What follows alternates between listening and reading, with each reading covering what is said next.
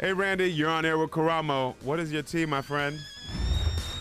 Welcome back to another episode of 18444 Karamo, where I'll be taking calls from viewers just like you.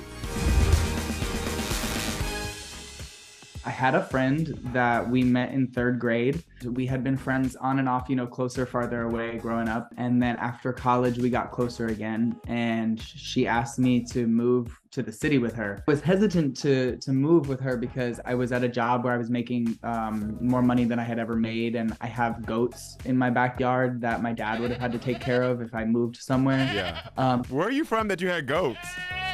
I'm from New Jersey. I'm from like a really rural part of New Jersey. Okay, cute. She's like, if we move closer to the city, imagine how many guys you're gonna get to date. That ended up being the issue of our living situation. We had this rule that she said that I don't want anybody to come to the door, and that's the first time you're meeting them and inviting them into the apartment. Mm-hmm. And I was like, okay, fair. That's that's a good rule. She must not understand gay culture. So yeah, we eventually did get a place. We did split the rent equally. So it was $2,000. She had a boyfriend. He was a nice guy. And like all that was fine because it never bothered me. I don't really care what you do. I like having people around. If you want to have people over. Yeah, it's your house as well. Enjoy, have your person be here as long as they're respecting the space. Got it. Okay. How long were you living together before she moved out?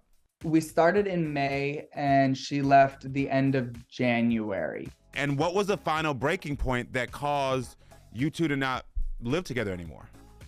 She made up a lie that she needed to save money so that she could pay for her dog's surgery. But that was not true. She just wanted to leave and get somebody to come and sublease the apartment. So today I'm out $750 in rent and I'm out some of my personal belongings that she took. I didn't jump to give her back her air conditioner after she had been moved out for like 4 months and wouldn't pay me the $500 because the subleaser moved in the middle of February. And this person did not want to pay their rent for February because they left.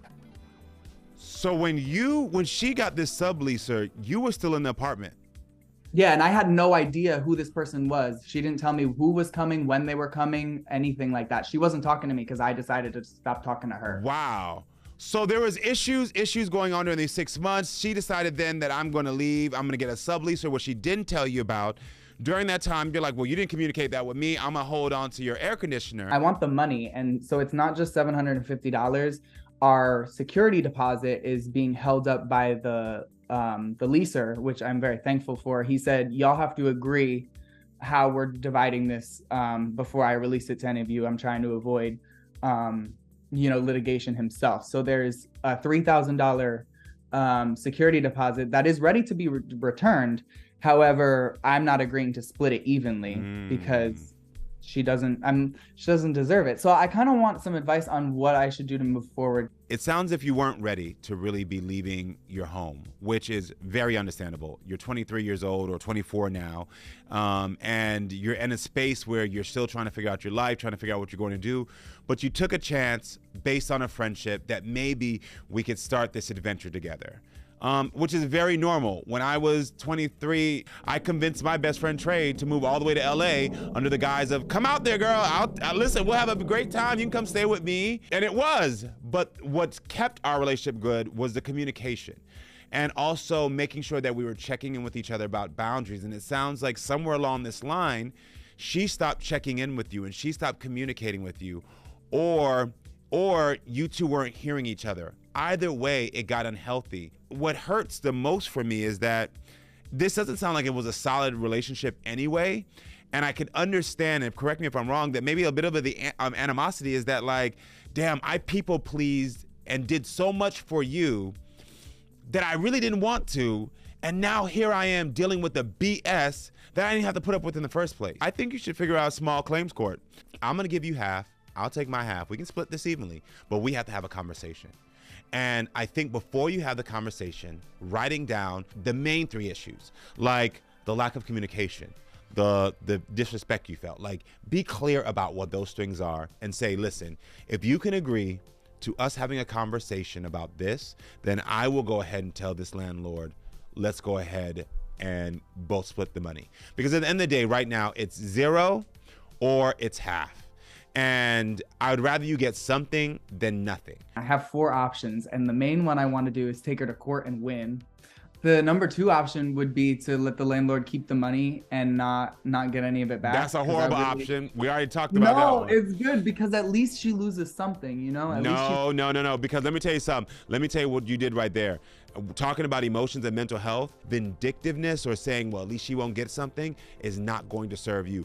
Every time we think that we're trying to hurt somebody else, ends up hurting ourselves. I guess signing it and what you said and letting her have it, letting us split it. Me saying to split it is not to give in. It's to make sure there's still balance and fairness, but it's also to make sure you get answers. So there's part of you that it needs to be heard. So allow yourself to be clear on what you need answers for.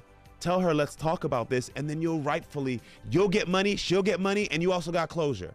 So I'm just letting you know, third option, Karamo option is probably gonna be the best option for you. What's your sign? I'm a Gemini. Ooh! She got it coming. If you decide to be spiteful, she got it coming. Let the other side of your Gemini come out where you're just kind and loving.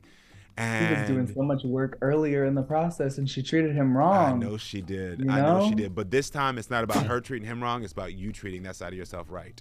Okay? All I right. believe in you. Give me an update. Let me know what happens. Thank you, Karamo. All right, take care now. Don't forget to keep coming back for more 1-844-Karamo.